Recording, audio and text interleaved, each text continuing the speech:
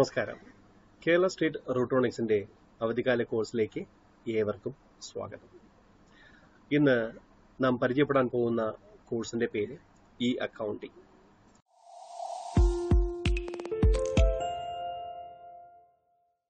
നോർമലായിട്ട് സ്കൂളിൽ പഠിക്കുന്ന കുട്ടികൾ, അതായത് 8ാം ക്ലാസ് മുതൽ 12ാം ക്ലാസ് വരെയുള്ള കുട്ടികൾക്ക് വേണ്ടി ഉദ്ദേശിച്ചിട്ടുള്ളതും, അതിലുപരി അക്കൗണ്ടിംഗ് എന്ന് പറയുന്ന സബ്ജക്റ്റിൽ ഒരു തനതായ കരിയർ ഉണ്ടാക്കിയെടുക്കണമെന്ന് താല്പര്യപ്പെടുന്നവർക്കും വേണ്ടിയിട്ട് തയ്യാറാക്കപ്പെട്ടുള്ളതാണ്. 25 ദിവസങ്ങളിലായിട്ട് 25 ആക്ടിവിറ്റിയിലൂടെ ഒരു വിദ്യാർത്ഥിയെ അക്കൗണ്ടിങ്ങിന്റെ അക്കാഡമിക് തലത്തിലുപരി ഒരു പ്രാക്ടിക്കൽ ലെവലിലുകൂടി കുട്ടികളെ നല്ല രീതിയിൽ പ്രാപ്തരാക്കിയെടുക്കുക. അതായത് പ്രാക്ടിക്കൽ അക്കൗണ്ടിങ്ങിലും നൈപുണ്യം ഉണ്ടാക്കിയെടുക്കുക എന്നൊരു ഉദ്ദേശത്തോടു കൂടിയാണ് ഈ അക്കൗണ്ടിംഗ് എന്ന് പറയുന്ന ഈ കോഴ്സ് രൂപകൽപ്പന ചെയ്തിട്ടുള്ളത്. അപ്പോൾ നമുക്ക് പരിചയപ്പെടാം ഈ അക്കൗണ്ടിംഗ് കോഴ്സിനെ കുറിച്ച്. ഈ അക്കൗണ്ടിംഗ് കോഴ്സിനെ കുറിച്ച് പറയുന്നതിന് മുമ്പായിട്ട് understanding the basics of business and how it works. What are the skill set required to run a business. അതായത് ഒരു ബിസിനസ് നടക്കണമെന്നുണ്ടെങ്കിൽ അല്ലെങ്കിൽ അത് സ്റ്റാർട്ട് ചെയ്യണമെന്നുണ്ടെങ്കിൽ എന്തൊക്കെ അടിസ്ഥാന തത്വങ്ങൾ നമ്മൾ അറിഞ്ഞിരിക്കണം. അതുമാത്രമല്ല, ഒരു വ്യക്തിക്ക് എന്തൊക്കെ തരത്തിലുള്ള സ്കിൽ സെറ്റ് ഉണ്ടായിരിക്കണം.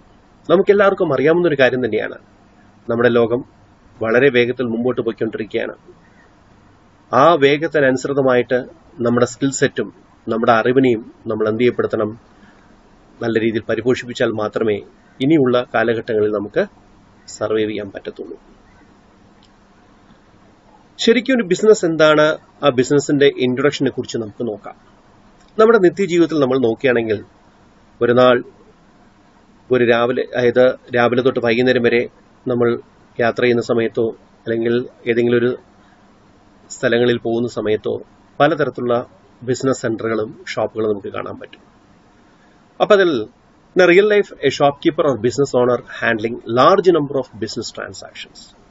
ശരിയല്ലേ?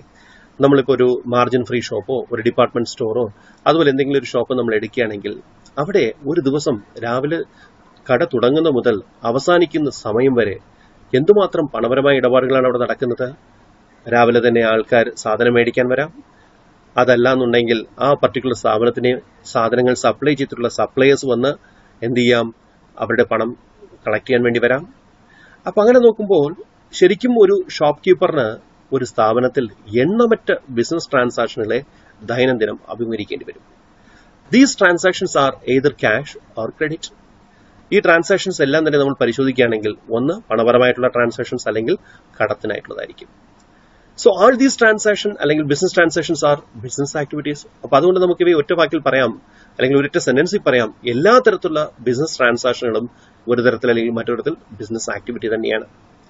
These involve exchange of goods or services like transportation, storage, packaging, etc.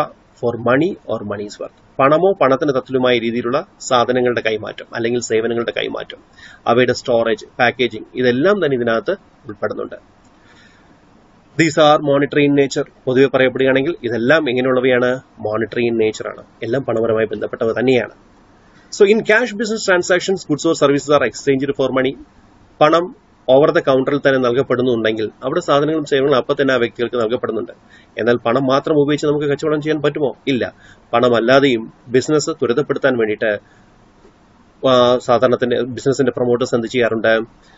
ക്രെഡിറ്റിനും എന്ത് ചെയ്യാറുണ്ട്? സാധനങ്ങളോ സേവനങ്ങളോ നൽകാറുണ്ട്. So in credit business transaction goods or services are exchanged but money is received or paid at a future date. അപ്പോൾ കടത്തിന് സാധനങ്ങളോ സേവനങ്ങളോ നൽകുമായിരിക്കാം, പക്ഷേ അതിന് തത്തുല്യമായിട്ടുള്ള പണം അല്ലെങ്കിൽ അതിന് ബന്ധപ്പെട്ട കാശ് ഭാവിയിൽ എപ്പോഴെങ്കിലും അവർക്ക് കിട്ടുമായിരിക്കും. So all business transactions are recorded in the books of accounts. അപ്പൊ അങ്ങനെ വരുന്ന സമയത്ത് ഒരു ബിസിനസ്സുമായി ബന്ധപ്പെട്ട് വരുന്ന എല്ലാ ഇടപാടുകളെയും നമ്മൾ എന്ത് ചെയ്തേ പറ്റൂ? റെക്കോർഡ് ചെയ്തേ പറ്റൂ. എന്നിരുന്നാൽ മാത്രമേ ആ ബിസിനസിന്റെ സുഗമമായ പ്രവർത്തനം നടക്കുന്നു എന്ന് നമുക്ക് അവകാശപ്പെടാൻ പറ്റത്തുള്ളൂ. ശരി, ഇതിന്റെ അനുമാനത്തിൽ നമുക്ക് ഒരു വ്യക്തിക്ക് അല്ലെങ്കിൽ ഒരു എന്റർപ്രണറിന് അല്ലെങ്കിൽ ഒരു പ്രൊമോട്ടറിന് എന്തൊക്കെ തരത്തിലുള്ള ബിസിനസ് സ്കിൽസ് ആണ് ഉണ്ടായിരിക്കേണ്ടത്?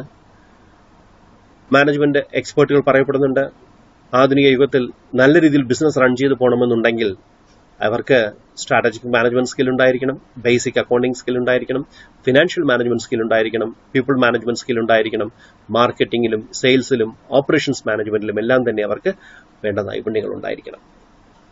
എന്നാൽ ഇതെല്ലാം ഒരു വ്യക്തിക്ക് പഠിച്ചെടുക്കാൻ പറ്റുന്നതാണോ, അല്ലെങ്കിൽ ജന്മനാ കിട്ടുന്നതാണോ? അതല്ല എങ്കിൽ എന്ത് ചെയ്യാൻ പറ്റും? വ്യക്തികളെ നമ്മൾ വെറുതെ താരതമ്യം ചെയ്യുകയാണെങ്കിൽ ഈ പറഞ്ഞ കാര്യങ്ങളിൽ 1, 2, 3 സവിശേഷത അവർക്കുണ്ടായിരിക്കാം. എന്നാൽ ഇല്ലാത്തവ അവർക്ക് എന്ത് ചെയ്യാൻ പറ്റും? ഒന്നുകിൽ ആ ക്വാളിഫിക്കേഷനുള്ള ഉദ്യോഗാർത്ഥികളെ അല്ലെങ്കിൽ എംപ്ലോയീസിനെ എന്ത് ചെയ്യുക, സ്ഥാപനത്തിൽ റിക്രൂട്ട് ചെയ്യുക. അതല്ലാത്ത പക്ഷം വിദഗ്ധരുടെ ഉപദേശം തൊടുക, ഇല്ലെങ്കിലോ സ്വയം എന്ത് ചെയ്യാൽ പര്യാപ്തമാവുക. അതിനർത്ഥം എന്താണോ തനിക്ക് അറിഞ്ഞൂടാത്തത് അത് പഠിക്കാൻ തയ്യാറായി വരിക. അത്തരത്തിലാണ് ഈ കോഴ്സും, ഈ അക്കൗണ്ടിംഗ് എന്ന് പറഞ്ഞ ഈ കോഴ്സും നമ്മൾ എന്ത് ചെയ്യപ്പെട്ടിരിക്കുന്നത്, ഡെവലപ്പ് ചെയ്തിട്ടുള്ളത്. സോ ഒരു സെൽഫ് ലേണിംഗ് ടൂളാണ് ഇത്. നമുക്ക് ഇന്നത്തെ കോമ്പറ്റീറ്റീവ് ബിസിനസ് എൻവയോൺമെന്റിൽ ഒരു പ്രൊഫഷണലായി തന്നെ നമുക്ക് എങ്ങനെ മുമ്പോട്ട് വരാം എന്നതിനെ കുറിച്ച് ആധികാരികമായിട്ട് പറഞ്ഞു പോകുന്നു. Day 1, understand what exactly is business and how it works. അപ്പോൾ നേരത്തെ സൂചിപ്പിച്ചതുപോലെ തന്നെ 25 ദിവസങ്ങളിൽ ആദ്യത്തെ ദിവസമായി ഇന്ന് എന്താണ് ബിസിനസ്, ആ ബിസിനസ് എങ്ങനെ വർക്ക് ചെയ്യുന്നു എന്നതിനെ കുറിച്ച് നമുക്ക് നോക്കാം. ഈ ഒരു പ്രസ്തുത ഭാഗം കഴിയുന്നതിലൂടെ അല്ലെങ്കിൽ ഒരു വിദ്യാർത്ഥി വായിച്ചു മനസ്സിലാക്കുന്നതിലൂടെ അല്ലെങ്കിൽ പഠിക്കുന്നതിലൂടെ ഈ പ്രധാനപ്പെട്ട 4 മേഖലകൾ അയാൾക്ക് എന്ത് ചെയ്യാൻ പറ്റും, നൈപുണ്യം അല്ലെങ്കിൽ അതിൽ കാര്യമായ വിവരം ഈ പ്രസ്തുത ഭാഗത്തിൽ നമുക്ക് സ്വായത്തമാക്കാവുന്നതാണ്. 1, various business models and it's features. 2, accounting fundamentals. 3, types of transactions and importance of single and double entry system of accounting, golden rules of accounting. അതിലാദ്യം എന്തൊക്കെയാണ് വേരിയസ് ബിസിനസ് മോഡൽസ് എന്ന് നമുക്ക് നോക്കാം. നേരത്തെ പറഞ്ഞ പോലെ തന്നെ നമ്മൾ പുറത്തിറങ്ങുമ്പോൾ നമുക്ക് ചുറ്റും ധാരാളം സ്ഥാപനങ്ങൾ, വ്യാപാര സ്ഥാപനങ്ങൾ നമുക്ക് കാണാൻ പറ്റും. ഈ വ്യാപാര സ്ഥാപനങ്ങളെല്ലാം തന്നെ ഏതെങ്കിലും തരത്തിലുള്ള ഒരു അഡ്മിനിസ്ട്രേറ്റീവ് ലെവലിലുള്ളവയാണ്. അഡ്മിനിസ്ട്രേഷൻ ലെവൽ എന്ന് പറയുമ്പോൾ നമ്മൾ മനസ്സിലാക്കേണ്ടത് അതിന്റെ നടത്തിപ്പ്. നമുക്ക് പ്രധാനമായും മനസ്സിലാക്കാൻ വേണ്ടിയിട്ട് 3 തരത്തിലുള്ള കാര്യങ്ങളെക്കുറിച്ച് നോക്കാം. 1, sole proprietorship. 2, partnership. 3, company. Sole proprietorship എന്ന് പറയുന്ന സമയത്ത് a person who is the exclusive owner of a business entitled to keep all profits after tax has been paid but liable for all losses. ഒരു വ്യക്തി നടത്തപ്പെടുന്നതും ആ വ്യക്തിക്ക് ആ ബിസിനസ്സുമായി ബന്ധപ്പെട്ട് വരുന്ന എല്ലാ ലാഭങ്ങൾക്കും പങ്കുകൊള്ളുകയും മാത്രമല്ല നികുതി, അതുമായി ബന്ധപ്പെട്ട സർക്കാരുമായി ബന്ധപ്പെട്ട കംപ്ലൈൻസസ് ഒക്കെ അയാൾ ഫുൾഫിൽ ചെയ്യപ്പെടാനും ബിസിനസ്സുമായി ബന്ധപ്പെട്ട് വരുന്ന ലോസ് അയാൾ തന്നെ അഭിമുഖീകരിക്കേണ്ടി വരും. അത്തരത്തിലൊരു സംരംഭം നിങ്ങൾക്ക് എവിടെയെങ്കിലും കാണാൻ പറ്റുമെന്നുണ്ടെങ്കിൽ അവയെ നമുക്ക് സോൾ പ്രൊപ്രൈറ്റർഷിപ്പ് എന്ന് പറയാം. എന്നാൽ പാർട്ണർഷിപ്പ് എന്ന് പറയുമ്പോൾ 2 അതിൽ കൂടുതലോ ആൾക്കാർ കൂടി ചേർന്ന് അവരുടെ കോമൺ ആയിട്ടുള്ള ഒരു എഗ്രിമെന്റ് അടിസ്ഥാനത്തിൽ ലാഭം നഷ്ടത്തിനെ വീതിച്ചെടുക്കുകയും ബിസിനസ് റൺ ചെയ്യുകയാണെങ്കിൽ അതിന് പാർട്ണർഷിപ്പ് എന്ന് പറയാം. എന്നാൽ വിശാലമായ അർത്ഥത്തിൽ പറയുന്നവയാണ് കമ്പനി. കമ്പനി എന്ന് പറയുമ്പോൾ അതിന് പ്രത്യേക ഒരു നിയമസംഹിതയുണ്ട്. ഇന്ത്യയിലെ കമ്പനി ആക്ട് പ്രകാരമാണ് കമ്പനികൾ ഫോം ചെയ്യപ്പെടുന്നത്. പലതരത്തിലുള്ള കമ്പനീസ് നമുക്ക് മുതിർന്ന ക്ലാസ്സുകളിൽ ഇനി പഠിക്കാം. ഇവിടെയും ഒരു കൂട്ടം ആൾക്കാർ കൂടി ചേർന്നാണ് ബിസിനസിനെ ഫോം ചെയ്യുന്നത്. സോ ഇത്രയുമാണ് ബിസിനസ് മോഡൽസിനകത്ത് നമുക്ക് നോക്കേണ്ടത്. അടുത്ത് നമുക്ക് നോക്കേണ്ടത് എന്താണെന്ന് ചോദിച്ചു കഴിഞ്ഞാൽ ട്രാൻസാക്ഷൻ സിസ്റ്റംസ്. ആദ്യമേ നേരത്തെ പറഞ്ഞ കാര്യം തന്നെയാണ് വീണ്ടും ആവർത്തിക്കപ്പെടുന്നത്. അതായത് ബിസിനസ് ട്രാൻസാക്ഷൻസ്, പണപരമായ ഇടപാടുകൾ. അപ്പൊ ഈ പണപരമായ ഇടപാടുകൾ നമുക്ക് അക്കൗണ്ടിങ്ങിലോട്ട് പോകുന്നതിന് മുമ്പായിട്ട് സിംഗിൾ എൻട്രി സിസ്റ്റവും ഡബിൾ എൻട്രി സിസ്റ്റവും എന്ന രീതിയിൽ നമ്മൾ ഇവ പോയേ പറ്റും. അപ്പൊ ഈ single entry system, double entry സിസ്റ്റത്തിനെ കുറിച്ച് പറയുന്നതിന് മുമ്പായിട്ട് 1-2 കാര്യങ്ങൾ കൂടി നിങ്ങളുമായിട്ട് ഷെയർ ചെയ്യാൻ താല്പര്യപ്പെടുന്നുണ്ട്. 1, ഒരു ബിസിനസ് നടക്കുന്ന സമയത്ത് നേരത്തെ സൂചിപ്പിച്ച പോലെ തന്നെ രാവിലെ തൊട്ട് വൈകുന്നേരം വരെ നമ്മൾ നോക്കുകയാണെങ്കിൽ എണ്ണമറ്റ ഫിനാൻഷ്യൽ ട്രാൻസാക്ഷൻസ് നടക്കാറുണ്ട്.